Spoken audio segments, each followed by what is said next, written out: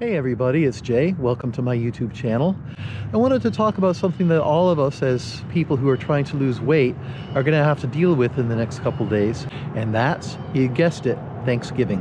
I was up in Canada last month and they celebrate Thanksgiving in October, so I went through this last month. So I thought I'd share a little bit about what I did for Thanksgiving in Canada last month and hopefully give you some ideas. In Canada, the Thanksgiving meal is pretty much the same as what you would have if you were in New England or upstate New York. It's turkey with potatoes, gravy, stuffing, green beans, a nice dessert like an apple pie or something like that. It's also a meal that's just full of carbs. So I was invited to Thanksgiving dinner with friends in Toronto. There were 8 of us, and the host was serving a typical Canadian Thanksgiving dinner. I wanted to make sure that I had something to eat during each course, including dessert, so that I wasn't just sitting there while other people were eating. I don't mind doing that, but it makes other people feel uncomfortable. So this is what I did. For the appetizer course, another friend was bringing bread and some crackers that she had made herself. So I brought cheese and paté. I bought 2 types of soft cheese, 2 types of hard cheese, and a couple different pâtés. The reason I did this was because I wanted to eat a lot during the appetizer, before the meal started, so that I wouldn't be so hungry during the meal.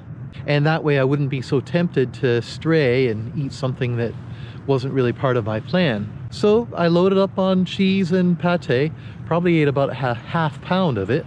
And by dinner I was still a bit hungry, but I wasn't starving and I wasn't looking at the other food that I didn't want to be eating.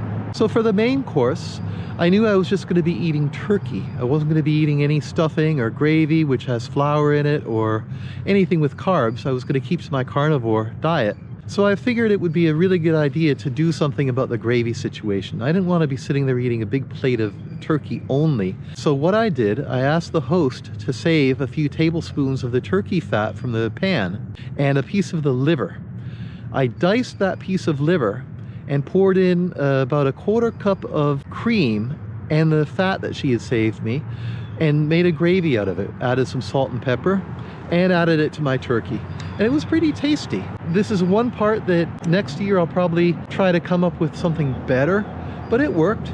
It added a lot of fat to my high protein turkey and kind of balanced it, made it a balanced meal. Now for the last course, dessert. I didn't want to eat any fruit or anything like that because that's not part of my diet. But what I ended up deciding on was keto ice cream.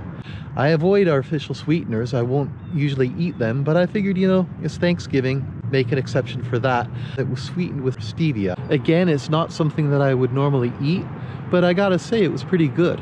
And more importantly, while everyone was eating their dessert, I had something in front of me that I was enjoying too. I wasn't making other people feel uncomfortable by just sitting there watching them eat their dessert. Now my friends were pretty curious about my diet and really supportive of it. I mean, I'd lost about 45 pounds since the last time I had seen them, so they could see that it was working. 2 of the 8 actually are interested in starting the carnivore diet once the holidays are over.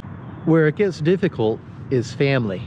We all have that family member that are a parent or an uncle or an aunt or a cousin or a brother or sister who loves to needle us about our food. For me, it was always one of my aunts. She loved to cook, but had some real control issues around food.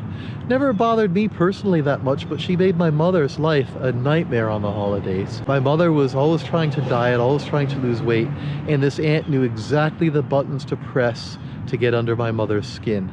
So we've all got someone like that. In my case, it was probably my mother who would get offended if I didn't want to eat something, regardless of my reasons for not eating it. If I were on a keto diet and didn't want the pie, she'd take that very personally. What you have to remember is they may be upset for a few minutes during the dinner, but if you slip, you're gonna have to deal with that for a few days, a few weeks, or a few months, or however long it takes you to get back on track again. A piece of pie at Thanksgiving dinner doesn't sound like a bad thing, but then what happens the next day when that pie is still around in the fridge and you get sugar cravings? You have another piece and the next thing you know, you're not on this diet anymore. So you have to weigh your own interests in losing weight, in keeping healthy, against what other people are trying to push you to do. Do you have any ideas for making the dinner a little bit easier, more carnivore friendly, for dealing with relatives, inquisitive people who want to dictate what you try to eat? Leave a comment in the comments section.